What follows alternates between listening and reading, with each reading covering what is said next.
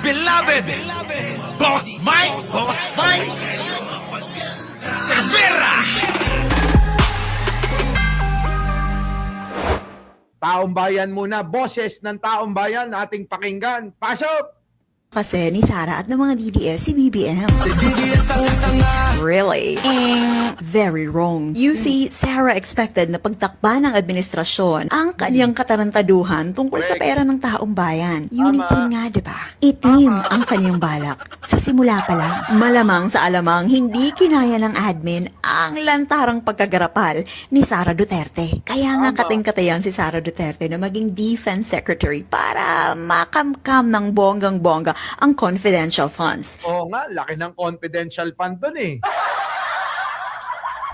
Siyempre, mga kababayan, alam nyo naman si Sara, matakaw doon. Para bang mga kababayan ko si Sara Duterte pagdating sa confidential fund, hindi pinapalagpas eh. Di ba? Eto na.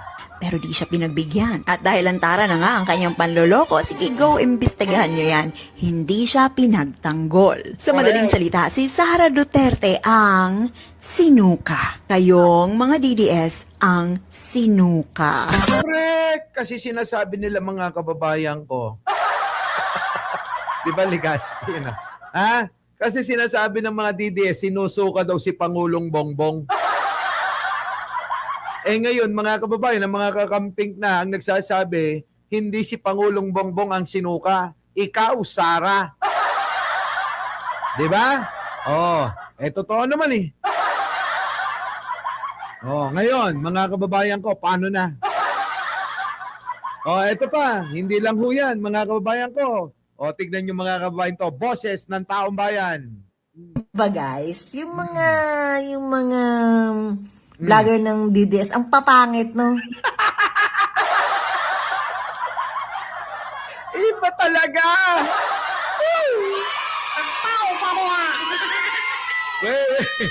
Wait lang, si ate talaga, oh. Iba to, Iba to, mga kababayan, Iba, oo. Ayoko nang mag-talk. Ayoko mag-talk dito, eto na. Uy, love nga, live tayo, Alex Kitty. Ano pa? Eto na. Sabi ko sa inyo, panggabi ang live ko, mga kababayan eh. Panggabi na ako. Eto na. Pero maraming salamat kapag pinapanood nyo yung mga replay kasi maraming hindi nakakapanood ng mga live natin. Kaya pag nakita ko na parang kukonti lang yung nakakapanood, pinapa-replay ko. Sabi ko, replay nyo nga.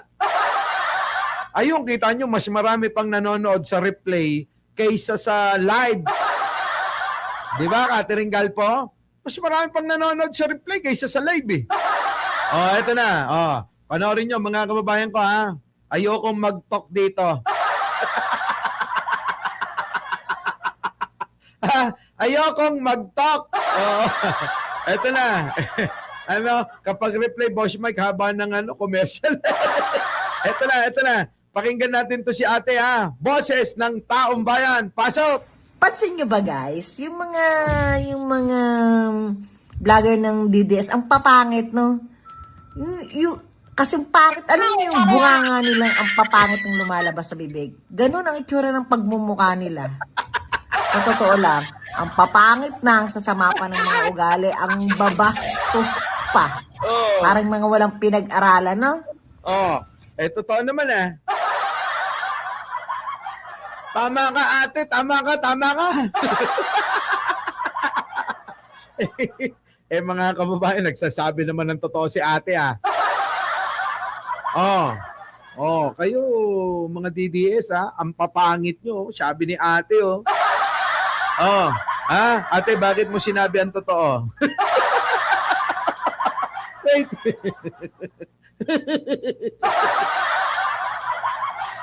Totoo naman Di ba ate, no? Basta, si ate ko maganda. Ang tao ka mo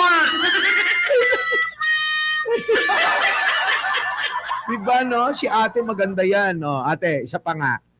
Para mainis yung mga pangit na vlogger ng DDS. Uy, naku, ang hirap mag-talk. Ito na. Napansin nyo ba guys, yung mga vlogger ng DDS, ang papangit, no? Kasi pangit, alam niyo yung bunganga nilang ang papangit ng lumalabas sa bibig. Ganun ang itsura ng pagmumukha nila. Sa totoo lang, ang papangit na, ang sasama pa ng mga ugali, ang babastos pa. Parang mga walang pinag-aralan, no? Truth. True na lang yun nasabi ko. ay, shout out to sa inyong lahat, ha. Ay, nako. Oo, ate, boses ng taong bayan yan, ha. Isa pa, boses ng taong bayan, pasok! Sa dahig, hinamon niya si Carpio nung yung pinatulan ni Carpio, bigyan kambyo. Ganun lang yan eh. Kaya nga. Diyan na magtatayo si Marcolita pagkaharap niya yan si Carpio. Tama. Kasi piling matalino yan eh. Matalino yan pag tayo ang katapat, walang kalam-alam masyado sa batas. Pero pag si Carpio na pinag-usapan, kalingkingan lang yan ni Carpio. Totoo ka dyan, kuya! Alam mo na, Marcoleta. Ha? Alam mo na. Isa pa, kuya. Banatan mo. Yung nakulungan nun sa dahig, hinamon niya si Carpio nung yung pinatulan ni Carpio, bigyan kambyo. Ganun lang yan eh. Lagi naman niya si Marcoletang ganyan. Diyan na magtatayo si Marcolita pagkaharap niya yan si Carpio. Oo nga, kaya nga umurong. Kasi piling matalino yan eh. Matalino yan pag tayo ang katapat, walang kalam-alam masyado sa batas. Pero pag si Carpio na pinag-usapan, kalingkingan lang yan ni Carpio. Oo nga, sabi nga ni Carpio, mahinang abogado daw yan si Marcoleta. Ayan mga kababayan pagbigyan natin ang boses ng taong bayan. Baka meron kayong gustong sabihin, send nyo lang sa akin. Pwede ba yon mga kababayan ko? Kapag ka meron ho kayong mga, damdaming bayan! Di ba? Sa DCRH may ganun eh. Damdaming bayan. Dito naman, boses ng taong bayan. Si Kuya Randy yata nga talaga yun, Jojo Chavez eh. Di ba? Baka pwede, no? Send nyo lang ho sa akin. Gagawa kayong ganun, ano? Ito, tas isend nyo sa akin. Tapos, ipi-play natin dito, Damdaming Bayan. Ganun, mga kababayan, para pwede nyong i-record para hindi kayo mamali. Pwede. Hindi ka naman po friend FB. Ay! I-add nyo ko. Pwede nyo namang i-send na kahit na hindi nyo ko friend. Pero talaga, tuloy! Eto. Bang DDS ay ang hihilig talagang manlait, pero pag tinignan mo naman ang mukha, ang hulma ng mukha, kalait-lait din naman pala. Kagaya na lang po nitong si Jack Argota. Yan, ate. May K to, may K. My God. May K to, may K. Ulit nga ate. Ate, ulit ha. Ito ho yung mga, kadalasan ho na makikita nyo sa social media. Talagang mga kababayan, matindi ho eh. Yung mga ako yung natutuwa ho at dumadami ho yung mga nagpapahayag. Di po ba? Sabi ko nga sa inyo mga kababayan, gumawa kayo ng video, isend nyo sa akin. Ipopost ko sa FB ko at ipapalabas natin dito sa live. Okay ba yon? Sige na, gawa kayo. Pasok! Eto na! Bakit yung mga ibang DDS ay ang hihilig talagang manlait, pero pag tinignan mo naman ang mukha, ang hulma ng mukha, kalait-lait din naman pala. Correct nga, yung mga hulma ng mukha tulad na itong nasa baba. Tignan yung mga kababayan ko, di ba? Tama nga naman si ate. Eto, mahilig manglait. Putik na yan, yung mukha mga kababayan eh. Parang puwet. Sa bagay, no? Lahat naman ng grupo na to, ang papangit. Eto na. Gaya na lang po nitong si Jack Argota. Nako. Nilait niya ang magtitong Taryala at ito ang sabi niya, mga ilong yan, iisa lang ang hulma. Mga DDS ha, huwag nyo na naman sabihin na hindi panlalait yan. Kaya pala Grabe naman kayo kay Tariela tsaka Chuhin. Alam nyo yung mga ilong na ganyan, mga kababayan, yan ang masasabing Pilipino. Ganyan ho talaga ang ilong ng mga Pilipino. Grabe kayo etong mga DDS parang hindi ganun ang ilong ni Digunyo. Di po ba mga kababayan? Oh, tignan nyo sila. Yung ilong ni Banat Bay. Oh, yung ilong ng mga kasama. Kung makapanglait si Ngongo, akala mo, perpekto yung mukha niya. Daig pa ho mga kababayan na na-aksidente ng 20 beses, di ba? Pero kung manglait tignan mo nga yung ilong ni Banat Bay. Tapos sabihin mo, yung ilong mo parang ilong mo. Ganon, di ba? Ginawa siyang ganyan ng lumikha kasi delikado pala ito kapag Ala ka, sabi ni ate. O, ano sabi ni ate? Oh. niya. Mga ilong yan, iisa lang ang hulma. O mga DDS ha, huwag nyo na naman sabihin na hindi panlalait yan. Kaya pala ginawa siyang ganyan ng lumikha kasi delikado pala ito kapag lumaki, mapanglait sa kapwa. Ay, oo nga. Oy, ano na, Jack Argota? Putik na yan, huwag ka nga manglalait kasi kalait-lait ka talaga. Ikaw nga, hindi namin nilalait pero pwede ba manalaming ka? Para laitin mo yung sarili mo, sabihin mo, tama nga kami Boses ng taong bayan, pasok! Dilis yung kadidilis nyo nasa fast food, nagwawala. Kita nyo, yung mga DDS, ganyan, parang si Sarah. Putik na yan, nasa fast food, mga kababayan, nagwawala. Ito na. Inumuo. Yan, natutunan kay Sarah yan. Diba? Nanakit ho, mga kababayan, parang si Sarah. Lagi tayo may ganito once a week. Boses ng taong bayan Baka naman suportahan nyo, mag-send kayo sa akin ng mga kahit mga kahit 30 seconds video lang. Pwede na 'yon. Kawawa yung mga crew. Yan. Sapukin mo. Siya naman Sapukin mo na. Ayan, si Sarah nanunuro, mga kababayan Oo, yan ho yung nakaputi, yan ho ay DDS. Yung naka-gray, mga kababayan, BBM yan. Eto. Balingan, Sapukin mo! Mahirap pagkamara yung mga mga idol nila Sapukin mo! Sapukin mo! Sapukin mo! Sige. Sapukin mo! Sige. Tatawag ng pulis. Yung sinabing tatawag ng pulis, saka lalabas. Huwag kang lalabas. Hulihin ka. Dali nga, ulit nga. Nasapok yata Mahirap pagkamara yung mga mga idol nila ganyan Tinamaan, mga kababayan, tinamaan siya mukha. Siya pa nga, Boss Mike. Tinamaan eto na, tinamaan Yan. Ako? Siya naman ang babalingan, mahirap pagkamara yung mga mga idol nila Kita nyo, tinamaan siya mukha. Galing no? Ganun talaga, mga kababayan, hindi ho tayo nauuna.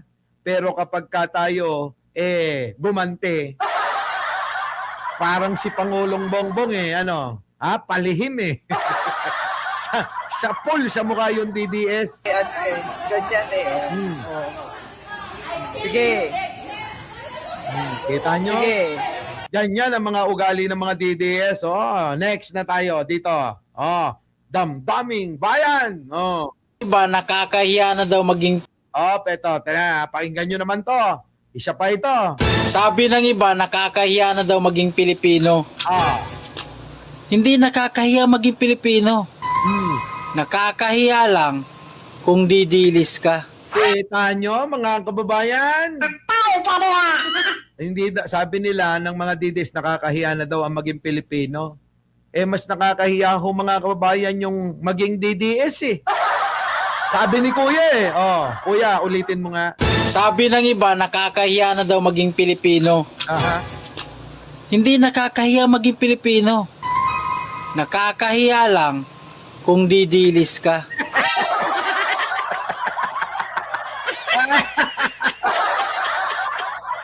Sabi na Nako mga kababayan, ano? Totoo naman, di ba?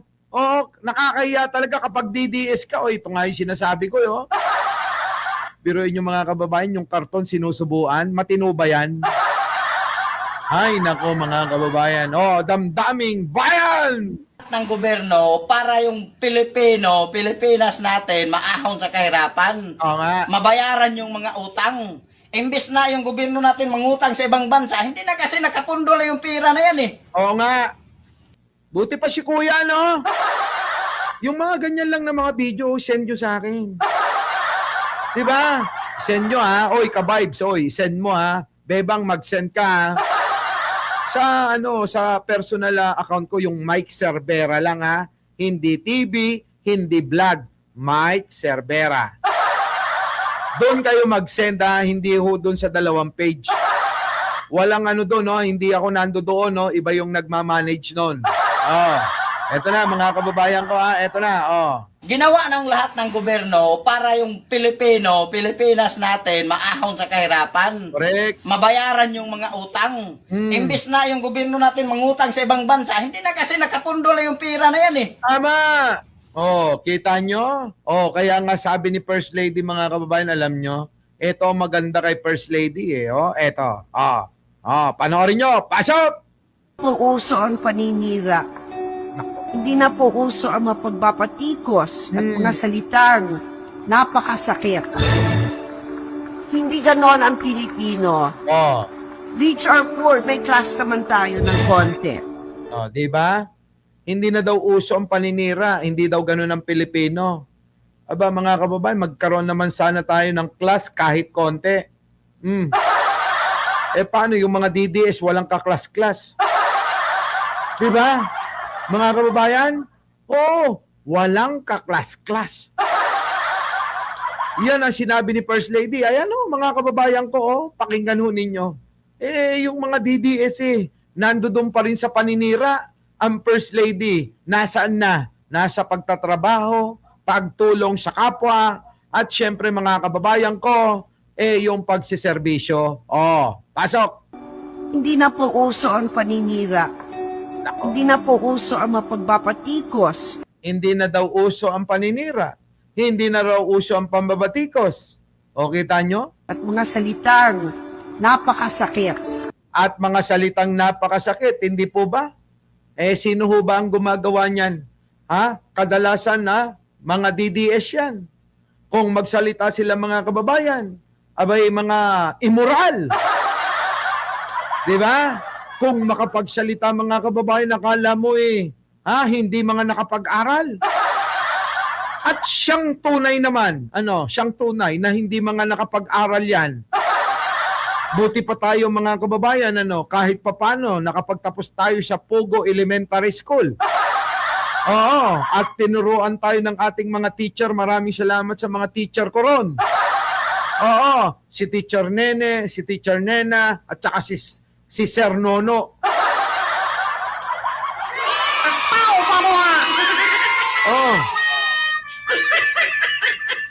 Kayo ba, kilala nyo pa yung mga teacher nyo? Ako, ilang subject lang yun noon eh. Di ba? Lahat kakilala ko pa. Si Teacher Nena, Teacher Nene, at saka si Sir Nono. Ito nyo mga kababayan ko. Kabisado ko pa yung mga pangalan ng teacher ko. Yan ang sinasabi ko. Eto na. Hindi ganon ang Pilipino. Rich or poor, may class naman tayo ng konti. Correct. Oo. Mag-class naman tayo ng konti, mga kababayan ko. Mahiya naman kayo kay First Lady, Mga hindi sibilisadong tao po. Oo. Kilala ko lahat. Teacher ko sa Rosales, sa Pugo. Huwag mo sabihin hindi mo alam yung Pugo Elementary School, Jojo Chavez. Oo, tawid lang ng diki nyo yun, Di ba? Tawid lang ho ng diki nila Jojo Chavez yung school namin, Ito, boses ng taong bayan! Ang nakakabilib ang ginawa ni Pangulong Bongbong Marcos. Sa 3 taon pa lang, nabawasan na ang utang ng mga magsasaka ng mahigit 50 bilyong piso, na ipamigay na ang libu-libong titulo ng lupa. Kita nyo, mga kababayan ko, yan ang boses ng taong bayan kahit po si tatay. Mga ay, tignan nyo naman ho si tatay eh. Parang kakabangon lang. Ano sinasabi mo? Di ba? Si tatay, mga kababayan, parang kababangon lang. Oh. Alam ko yung school mo. Sabi ko sa iyo eh.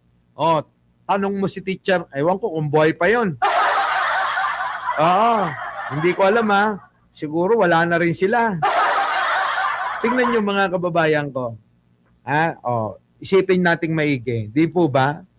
Lahat po nung mga nakasama natin ng matagal na panahon sa school, mga naging teacher natin, mga kababayan ko kung inyong babalikan, wala na. Oo, naiponpon na. Ibig sabihin mga kababayan, mga pumanaw na. Ganun din po tayo.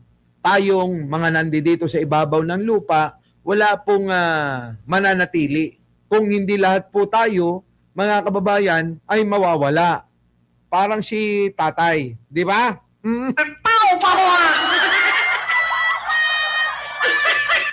Di ba? Ganun yun eh.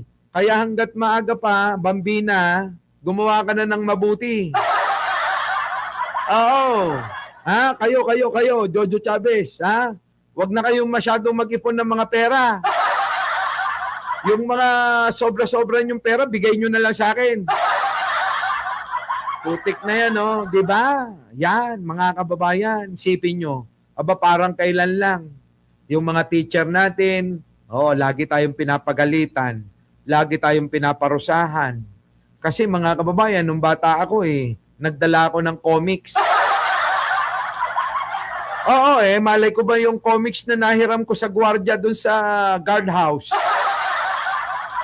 Sa guardhouse ba, mga kababayan ko? Kasi nasa compound kami, may gwardiya kami nung bata ako. Tapos yung mga kababayan kumuha ako ng comics para meron ba sana akong papatungan kasi isang papel lang yung dala ko. Putik, paglabas ko mga kababayan, pagbuklat ko, merong mga ano ba yung parang, ano ba yung sinasabi doon? Merong,